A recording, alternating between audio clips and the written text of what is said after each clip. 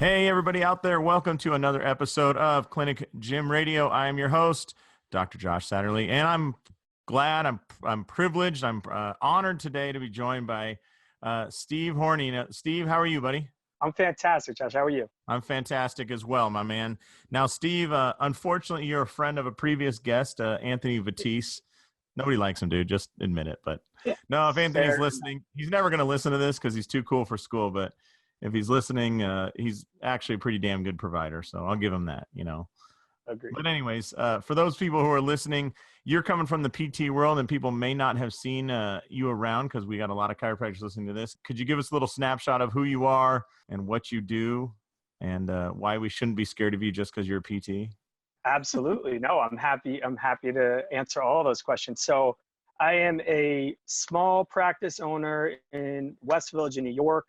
I used to manage a pretty decent sized clinic here and then started to realize that I was really burnt out and knew that something had to change, whether that meant that I would make more or less money. I frankly didn't care at the time, just something had to give. So I started to walk away from that and realize that I would be better off serving myself and serving the people that I work with if I could just get back to working to 1 hour, one-on-one, kind of the same way that it was when I was a student. I know that sounds crazy to bring it all the way back, but that's when I was happiest, when they would say, go off, go take that someone, go down a rabbit hole with that person. I knew that's always where I felt the most happy and content. And I knew that I could do a better job than what I was doing when I was managing. I was taking courses and taking certifications as well. So now, just for those people listening, I want to give some context here because I'm somewhat familiar with the PT world. Some of our listeners may not be.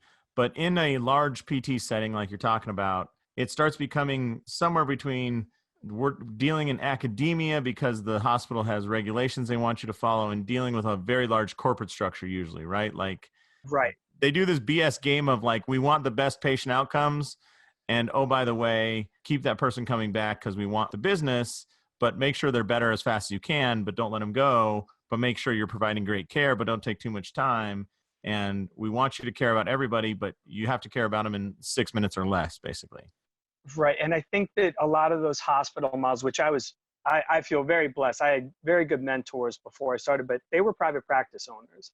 I saw my boss every single day. The owner of the clinic was treating across the room from me every single day. So I was glad that I didn't have to be in that hospital model, which I know is very dollars and cents driven, very, very obviously. I feel like to be a fly on the wall at those meetings, it would be very obvious that they are talking about the amount of money that needs to come in order to keep afloat and Medicare billing regulations and the amount of time that needs to be, and needs to be 53 minutes versus 15 and can't have multiple people. The notes need to say this because of, and I get it. I understand that hospital needs to put on their life jacket first in order to help people.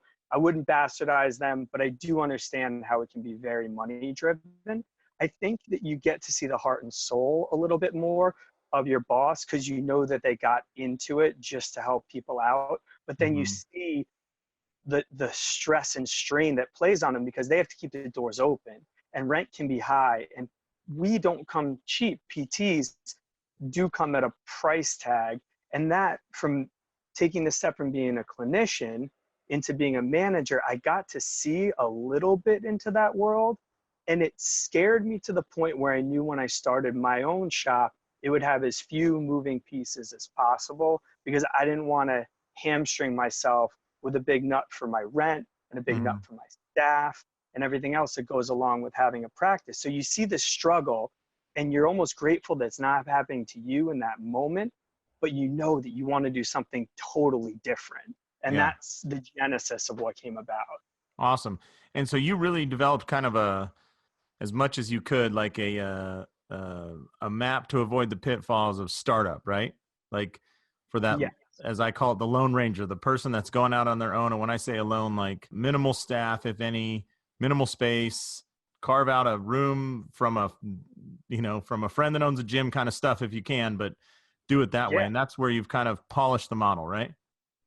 No, that's me. And that's why I want to talk to you, because I have had this conversation 10 to 12 times with my friends, and then probably with every student that I've had since I started practicing, which was, how do I end up getting to the point where I can work for myself again and for my patients?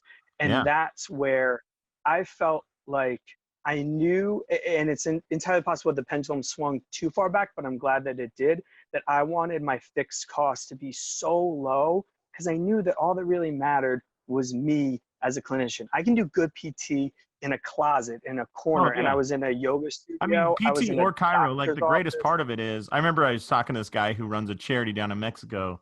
It's called Liga, and you fly down for the weekend. You treat a bunch of people and like in these gangster Yeah, ass places in Mexico. I mean, talking like donkey yeah, trains and stuff like that, like to get supplies. totally. And he was, I said, hey, do you let Kairos do it? And he goes, oh man, we love Kairos and PTs. I was like, really? He goes, oh dude, the worst thing I ever have is like these orthopedic surgeons that come down because they were bleeding hearts. And he goes, you'll see a guy do an assessment on a guy. He's like, all right, I just want an MRI and a blood panel on this. And it's like, we don't have that here. Yeah. Like you're Well, the closest thing you're going to get to an X-ray is the sun, dude. So whatever you can get. no, And I he's like, mean, at least to piggyback, Kairos and PTs put their hands on and do it like now, like evaluation treatment now, or in a locker room now, you know? So no, I think we're blessed in that, and it certainly makes it easier to operate. we're gritty and grimy, and that's how we should be. I mean, I'm a former wrestler. I feel like that carries over into my practice. We're the grunts of the physical therapy Yeah. world, the grunts. And I'm actually heading down to piggyback what you said, heading down to Ecuador for medical mission this week, and it's exactly that. I'm on the floor almost the whole time working with pediatric neuro, trying to get these wheelchairs right. And then when someone comes in for the parents, I go and I grab a chair and another chair and I put it over, and they're so happy to have it done. And that's the beauty of physical therapy, and especially when you get into the movement science component Yeah. of it, you just need you just need a floor. Let's get back to that. Let's get the way that we learned movement in the first place. It's no problem at all. Yeah. So we know we have the tools to operate in basically with no improvements at all, but maybe a place to sit down and be nice. Sure. So can you kind of run everybody through like I know you got your 5-step model kind of like broken down. Break out that first step for us. Like, what is it that allows people to go out on their own in a successful way and not just get eaten up? Oh, it's be really, really good at your job. That's the one step that I feel like everyone talks about. Like, Steve, can you look at my logo? What do you think about this website?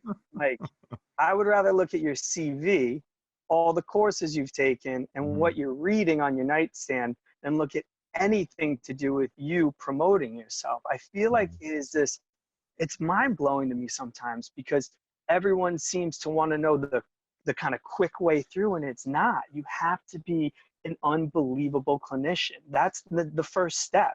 And I'm not saying that you need to be perfect, but you have to be brave enough to put yourself in scenarios where you're the dumbest person in the room and ask the questions and get on the ground and movement play and figure out ways to connect with your patients and figure out methods to get your patients better. And there's no substitute for it. I don't care if everything else is perfect. You have the perfect location.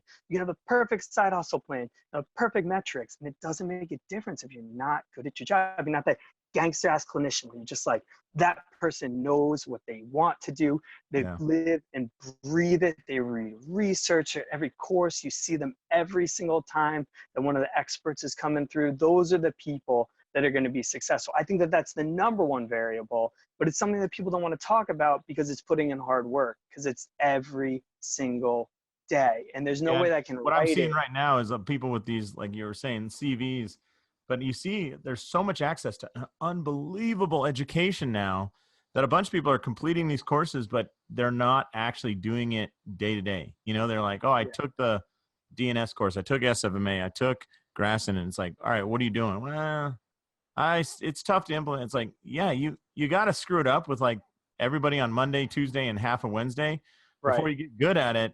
But man, that's when really the world starts opening up.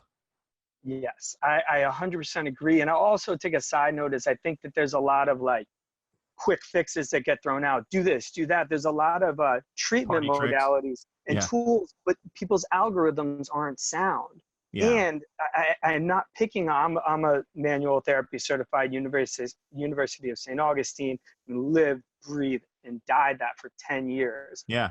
And if you don't have the movement science to walk the patient through the door that you just unlocked with your manual therapy, what are you really doing? You're getting them to feel better, but you're not actually making them better. And Right. that's the part where I do think that it's really hard in a typical model. And that kind of leads us into our next two steps of it is you have to find the location and you got to start your side hustle. And that side hustle has to give you more time with your patients so you can develop the abilities that you're learning on these courses. Okay. So they all play together. And to touch on, yeah, before we jump to the side hustle, which piqued my interest, location, give us one or two tips for finding that location. Like, what are we looking for?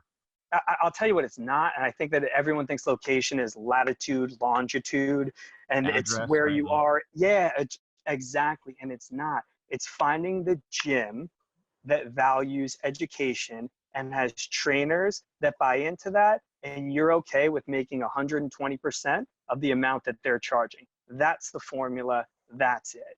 All right, so let's break that out real quick. So yeah, 100%. Walk into a gym and somebody goes, "Hey, they're a great gym. Everybody's interested. Smart trainers that obviously are hungry for more education. Everybody's smiling, and they say, we charge. I'm make it easy on you here. $50 an hour for one-on-one training. Yeah, that means what? What do you got to do? Am I okay with making 60? And let's say 60. Yeah, that's right. Not 20%. To me. Like that, nailed it. Am I okay with that? Because then that conversation is not challenging. You want there to not be an obstruction between those people going to see their trainer and then saying, okay, cool, I'll go see this physical. You don't even want them to think about it. It's the same thing of if you're an out-of-network provider, why would you be marketing to an in-network doctor? They can think that you're the best physical therapist in the world, but if there's going to be that obstruction or that delay or that hurdle for the patient, friction in the system, you are wasted. There's such better options out there. No matter where you are, there has to be a better option for that. And if not, and I think you've laid this out really well, create that option perhaps, but you got to try and test drive it somewhere and see how well you do in a gym setting. Yeah. Okay. Yeah. So go to a gym, find that, and just out of curiosity, for your clients and your people, and what are they renting a room for in the back of a gym or et cetera, like space? In general, like what are the trainers? Okay, so I'll give you the fees in general for New York City. I would say to come into a gym, it's between $25 and $35 just to use the gym as a person. And some gyms will let you throw a table in, and that's fine. That's it.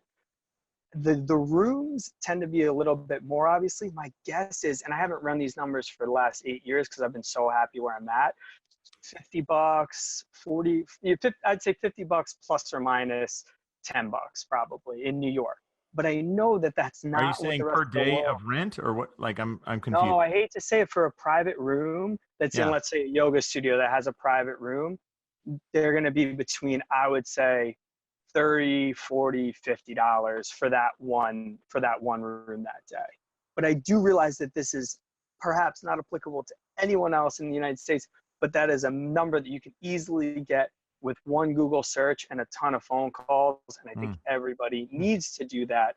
Everyone needs to do that. And I'll tell you why, because everyone tells me how lucky I am to be at the gym that I'm at. And I'm very lucky that the gym, Gotham Gym shout out, exists. It's amazing, but I'm not lucky to be there. I called 60 different gyms in the city with my nerdy ass spreadsheet. And I had my conversation that was exactly what you just asked. Is there a fee in order to go? Is there a private room? Do you have any other healthcare providers that are already there? Is there a day rate? Is there a monthly rate? Talk to me. And I had this whole thing and I synthesized it all the way through and then made my decision to go visit 10 of them. And then I chose 3 of them that I knew that I might end up at and might be a good fit for me. And I test drove those for 6 months, and it was the right decision to be where I am. And I'm very lucky, again, that it exists, but I am not. It was hard-ass work for me to do all of the front loading to get the data collected to make sure that I would be successful. My father is an engineer. The apple does not fall far from the tree with this. You don't take risks with this sort of stuff. It's like It's a movie, The Martian, with Matt Damon, where he's all, I'm just going to Yeah. science the shit out of this thing. Yeah, that's it. I Yeah. hate to say it. It's not Kevin Costner. I'll go with your movies. It's not Kevin Costner's If You Build It, They Will Come. It is much more science the shit out of it. So That's somebody told me that in that movie, actually, he says, if you build it, he will come, meaning one person. His dad? Yeah, exactly. Yeah. Yeah. And it's like, well, you can build it in one person. Probably your parents will show up to your clinic. You know? Exactly. Hey, man, you might get two if they're not divorced, but.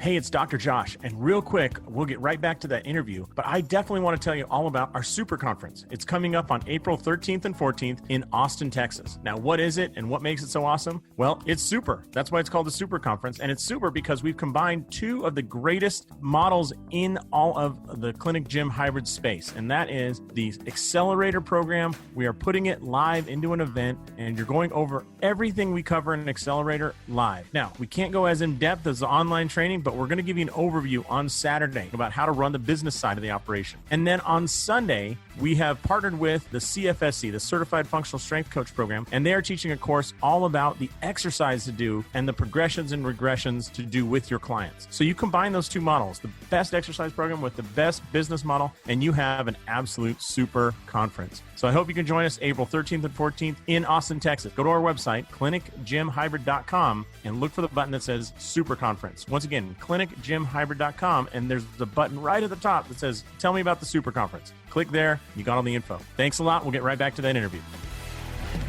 Let's go to the side hustle, because that's going to be surprising to a lot of people. I think they're like, nah, man, this is what I'm doing. I'm fully committed. Oh my God. And you should almost know by this point in time whether you're cut out. I think everyone just says, oh, I'm going to start my own practice because that's what I'm supposed to do. I will say, I'm going to bring my dad in this again. This is actually my mom and dad. They say, if I can talk someone out of getting married or buying a house, I've done them the biggest favor possible. I will add the third thing. If I can talk you out of starting a business, I've done you the biggest favor ever. You already know whether you're geared for this stuff. I was an Italian cuisine transportation specialist. That is a pizza boy if you want to be a dick about it. But I knew that I wanted that unknown amount of money. I'd rather know that I could go in and one night, if I worked real hard and I got good tips, then I would end up coming out with increased wages rather than just sit and make $8 an hour sitting at a business and being a checkout person. And then I knew I was a bartender. I wanted that hustle. I wanted my money to be tied to the amount of work that I did, not just set in stone, because I knew that I worked harder than anyone else and that I would always overperform the average, where those wages would be set for other people. And then I owned a boat washing and waxing business. And I just knew that that was for me. I knew that I needed to work with other people. And I'm so glad that I did, to get my mentors and to get my algorithms and to get that thought process. But I always knew that I was going to work for myself. Horney's Helping Hands was what it was originally called when I was 17 years old, delivering my pizzas. I knew it was going to happen. And if you don't have some sense of that burning desire, I would actively try and talk you out of starting your own business. You ever heard of Zappos? They're local here to Vegas. For sure. Yeah. So I guess they have this thing where you go through like 2 weeks of training, and then they offer you $1,500 to leave. $1,500. Like, hey, you've been here for 2 weeks. We'll write you a check for $1,500. And I was like, why the hell do they do that? And somebody's like, brilliant. Because if you're willing to give up everything you just saw, the ping pong tables, the camaraderie, the fun games, the going out, if you're willing to give that up for $1,500, like, you are not the person we want. Like, you will not fit in here. You will not be confident. You'll be not comfortable. Like, most people be like, hell no, I'll pay you $1,500 just to stay, man. Like, this is awesome. You know, what a great litmus test. Yeah. And I think it just shines the light on, you're built for it or you're not.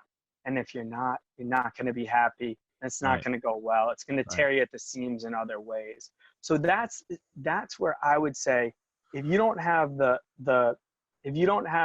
mindset to be able to do a side hustle while you're still working, I don't think that it's going to go all that well, because everything that you don't see in a day-to-day practice, everything that your boss was so kind to shield you from is going to come crashing down on you at 6:15 p.m. And then you're going to have to deal with it. If you don't have that juggling act down, it's probably not going to go all that well. And the side hustle can be so great because usually is more movement science, because those are more reliable ways to keep patients. It can be training, yoga, Pilates, whatever it is. Develop your movement science game and your side hustle at the same time, and you'll be even happier, because those people are the people that are really students. They're not clients, they're not patients, they're students. They're the people that like learning about their own body and want to move better and enjoy and appreciate. And unless they move away, they're sticking with you. And that's a really good business model. Again, like how you have your gym set up, that's the business model we want. As a PT, if we're amazing at our job and make everyone better, quote unquote, in one session, we're screwed. So it's a nice way to keep people moving. That's a big thing. Like, I mean, maybe in New York City, maybe in LA, but maybe Chicago. But, you know, most people if they're in the office in the suburbs, man, there is a finite number of new patients. So you can't just play this game like, I'm just going to triple my new patients. Like, dude, that will run out and you'll exhaust the market pretty quick. However, if you just instead go, hey, how can I form a valuable relationship over a lot of years with this person? That's a much better option. So I'm preaching the choir here, but yeah. All right. No, but I think that's great. Yeah. So step one, just to review, was become amazing. Like, be the absolute best provider that you know. Don't be cocky about it, but be the best you know, and market yourself through incredible service. Number two is find the right location, which is most likely in a gym that you want to be associated with, basically. Not Correct. just any gym, but like one that's killer diller, with some hungry ass educated trainers. Number three was start your side hustle. So don't think that this is going to pay all your bills. Right. You need some French fries with those hamburgers, right? Test drive before you buy. Yeah. And then what's number four? It's metrics. It's exactly what we were talking about before. This is not an emotional conversation. Oh, but it is, dude, because I'm in this business because I like people. I like putting my hands on people. I mean, seriously, like. Yeah, but then stay working for someone else. Most of our colleagues are not. They're not spreadsheet people. You know. Find a friend. You got to have one friend who knows how to work a spreadsheet. But it is, even if you end up doing it on a piece of paper, you lowball the stuff out of everything, and then you see if you can be afloat in August and January, because that's what so many people forget. They just say, oh, look at me. It's a common, understandable mistake, but they start to think about starting their own practice when they're busiest, in March and April and May, before people leave for the summer. And so and as a side note, I just want to kick in there because I've talked to 3 people in last week like this. Please, everybody that gets busy, please, I beg you, continue to market yourself. Oh, God, yeah. Most people get really busy. They stop marketing themselves. So about 2 months later, I'm sure you've seen this in people, of course, their schedule slows down. They make stupid ass decisions because they're scared. They're scared about business going away. So they don't make sound decisions. And then through whatever reason, because they went out and hustled, they get busy again. And it's like the cyclical wave of peaks and valleys. And it's like, just continue to have lunch 3 days a week with contacts, or just continue to have 2 coffees a week with contacts, whether they're golf pros or people at the gym or doctors or whatever. But God dang it, don't do the peaks and valleys stuff, man. It's just heartbreaking. Yeah, whatever you think is a good enough idea to do it consistently. Our marketing is always the same. I don't talk to doctors. I mean, I treat doctors. My patients are doctors, but I exclusively market to personal trainers, and I solely do that by education. And that's my thing. And I'm not saying you have to be you, whatever you are, but whatever it is, if you think that it's the right thing. We just did a whole webinar a couple weeks ago all about this. Like, go out, talk to people, educate, provide value. And it was specifically to the local trainers. I'm glad you're confirming that. So. Oh God, that's how I started my whole business. That's why I'm here today. And now I'm teaching 6 months this year, teaching movement science to trainers, anatomy, pathology, and corrective exercise, because I really enjoy it, frankly. Now you made like a true, you weren't just doing offhand, like 1-day workshops. Like you got some legit training that you offer, right? Yes, we take the whole body and we show them the why behind the what. And it ends up being a really nice curriculum. I started out, and a lot of people, I think, try to walk into a room and teach pathology because that's what they get asked for. it's really hard to explain what a rotator cuff tear is if someone doesn't know what the rotator cuff is.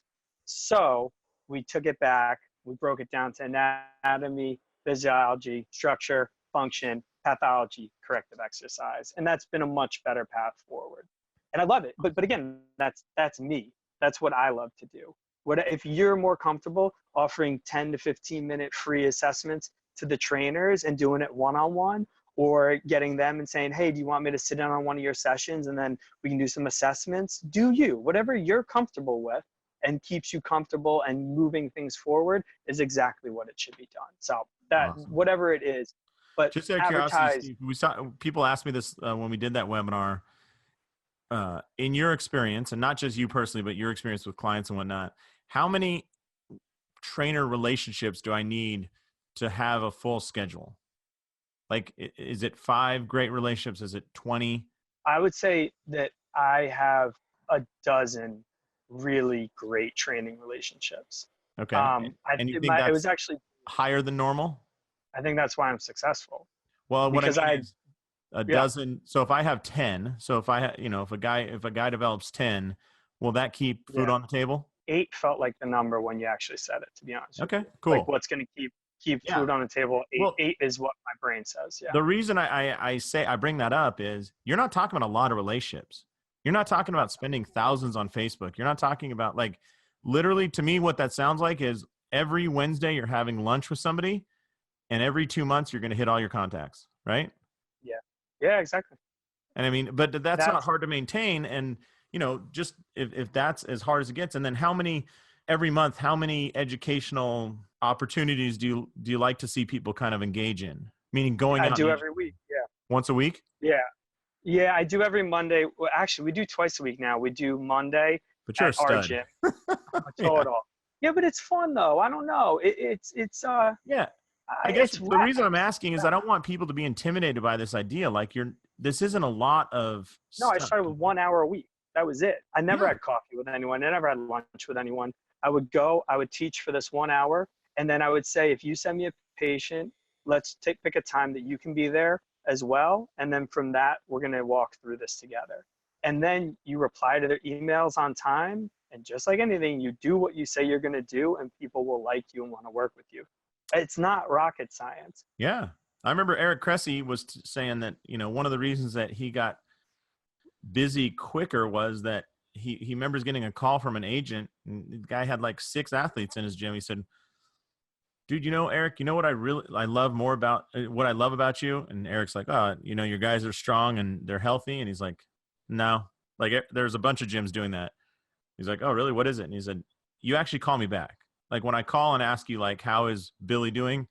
I get a no BS answer. I get it that day. He's like, as an agent, when it gets close to, negotiations, like, you need to know real-time information. Right. And he's like, I don't want to wait 3 days for a call, No, and that's the thing. It's just never put something as read in your inbox until you've done it. It's the easiest, simplest trick, if you will. Yeah. But if you do that, you won't miss your emails, and that's it. I don't understand why everybody doesn't do that. But so the trick to success, you're saying, is regular coffee. Yeah, exactly. A Gmail box, and I know. And actually getting on the floor and doing the stuff that you went to the seminar to do. Yeah, they all come together, man. Awesome. It's kind of wild, but be reliable. Go figure. Right, so number 4, So number 4 was, going back, was metrics, right? Yeah, exactly. And then what's number 5? What's the coup de grace? What's the final nail?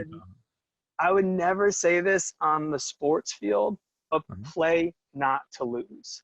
And I know that sounds like a silly thing because obviously everyone wants to win at this, but playing not to lose means don't tie your expenses to the month, tie them to your productivity. Have everything that you can possibly be tied to your revenue, so that even though you might make a little bit less money in a given month, you'll never be on the other side.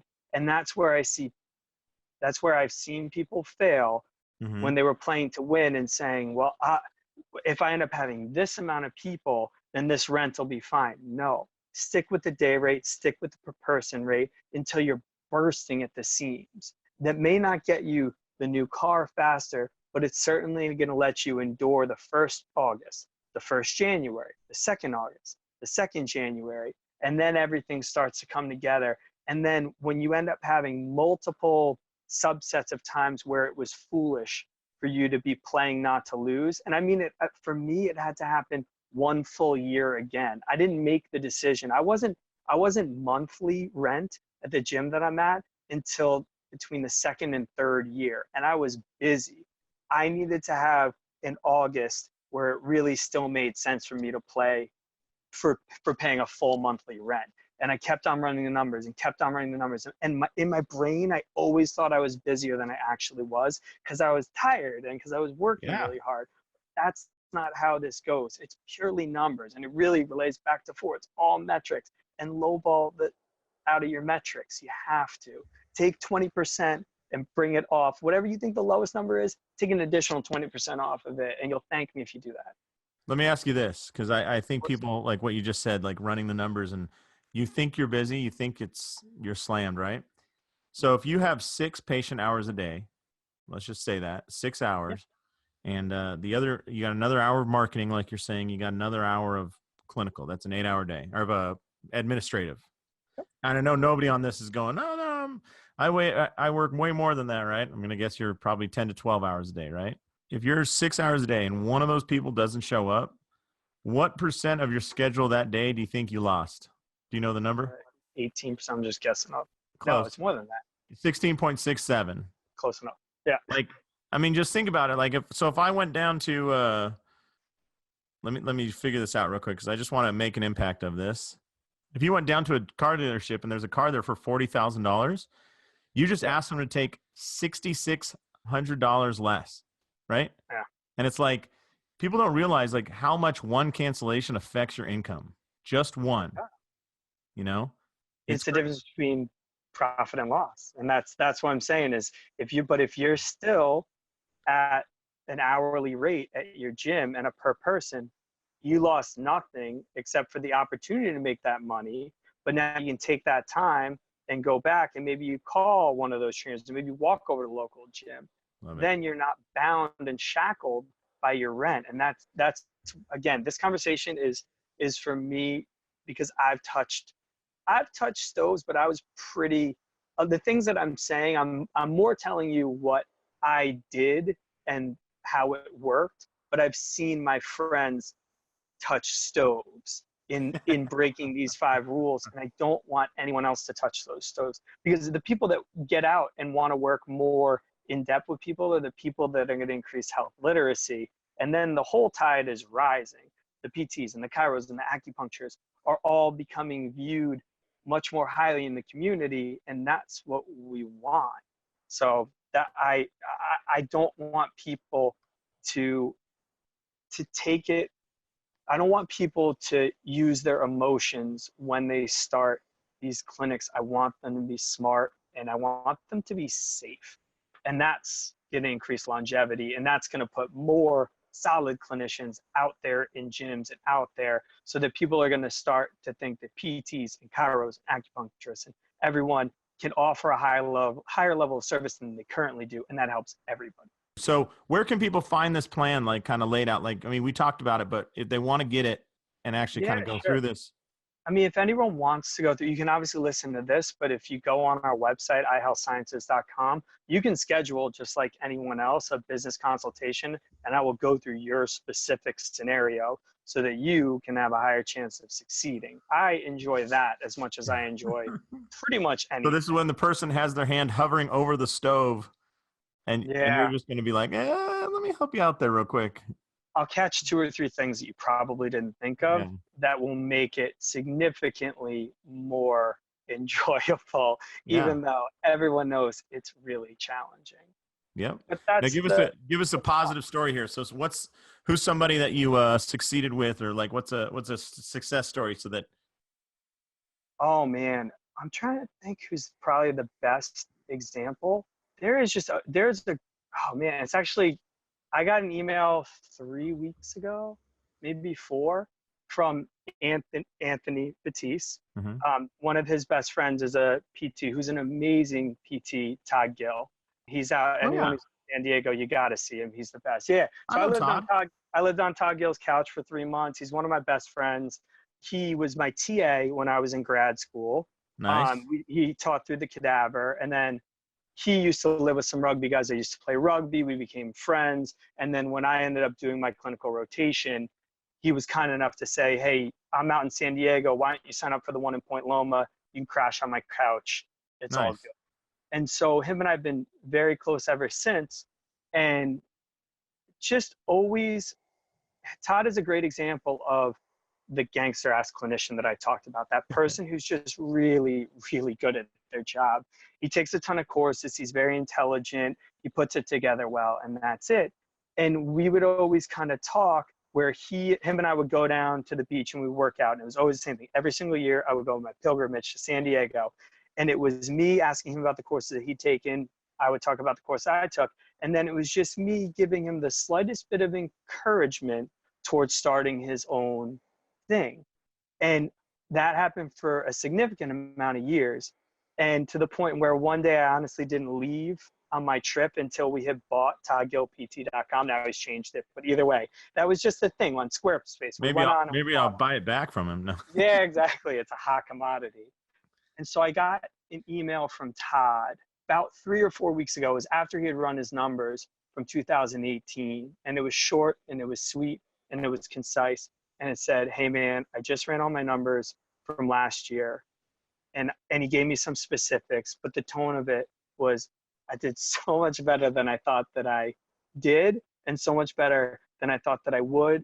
And I can't thank you enough. And the icing on top, or the cherry on top, was his wife also had reached out to me after we had talked and was like, hey, and I love Emily. She's amazing. It was just like, hey, I just got to say thank you so much. Thank you for helping Todd just take those steps and just encouraging him, because everyone who knows him knows that he would be successful in it. But it was just important for him to have almost an algorithm for it, which is, again, what I think I provided through my experiences to put it in a system to actually succeed. So he's the best. I can't be more gracious to him. And it felt really good to feel that coming back. So that's awesome, man. That's awesome. All right. So I don't know if I let you share your site where you said you'd help them out. Yeah, for sure. Go to so our company name is Integrated Health Sciences. That's where we have our PT, we have our products, we have our education. It's all under that. IPT is our physical therapy. But if you just go to I as in integratedhealthsciences.com, at the bottom it says click here to make an appointment. In there, you can obviously be a patient and make an appointment. Feel free. But if you want consulting, that's under there too. Just grab a spot and we'll make it happen. So nice, dude. Happy to share. Yeah, any pearls I'm happy to give. It really makes me very happy. Awesome. Now you can't take any calls in the next couple of weeks because you're going to be on a medical mission trip, right? Yes, sir, man. I can't wait. How'd you get involved in that? Just out of curiosity. Yeah, so Carl Eichenfeld, who is one of I call him a mobility sorcerer. He's one of those PTs that was very quick to be in that movement world because his background was exercise science. His professor in college, which is Mercy College, would always go down with a group of students. And he went down as a student. Then he was studying for his licensing exam. So I went in his place. Then the next year, me and him went together, and my dad came down. He's an engineer, to be in the wheelchair department. And then now my mom is going down too. So my mom and dad right now are literally in the air going down to Quito. My mom's going to be doing admin, almost like the scribe for one of the PTs, one of the OTs. My dad's an engineer, and me and Carl end up fixing a whole bunch of wheelchairs because our division is the pediatric neuro. And and I'll plug that, Medical Mission Ecuador. Check it out. Feel free to make any donations. It all goes to a really great place. Awesome, and it's one of those things where literally every dollar goes, we pay our own way. It's not even like you're fundraising for us. We pay our way down. We pay our hotel. It just goes straight to the kids. We did a big fundraiser and raised a ton of money for strollers and wheelchairs for the kids. So it feels awesome. All right. So Steve Horney from Integrated Health Technologies. Sciences, but whatever. Oh, sciences. Well, I don't want to screw it up, dude. So I don't care. iHealthSciences.com, right? Yes, sir. Fantastic. Well, he'll be down helping kids in Ecuador on a medical mission. But hey, man, I really appreciate the time today. And I'm sure that a lot of people heard some things that hopefully will get them moving, because it is scary to start. But, what do they say? There is no courage there is no courage without fear, or That without sounds right. fear, there can be no courage, I think is the way they say that. Yeah. If it's Perfect. easy, it's probably not worth pursuing. So I appreciate your time today, Steve, and thanks a lot. Absolute pleasure, man. Thank you so much for yours. All right, brother. Boom! I hope that was impactful. I know I enjoyed that interview a lot. So if you're interested in learning more about the hybrid model, then go over to clinicgymhybrid.com, where you can find out more information, including information on our accelerator program, which will lay out the 42 steps to get up and running with a hybrid facility of your own. This is Dr. Josh Satterlee. We'll talk to you later.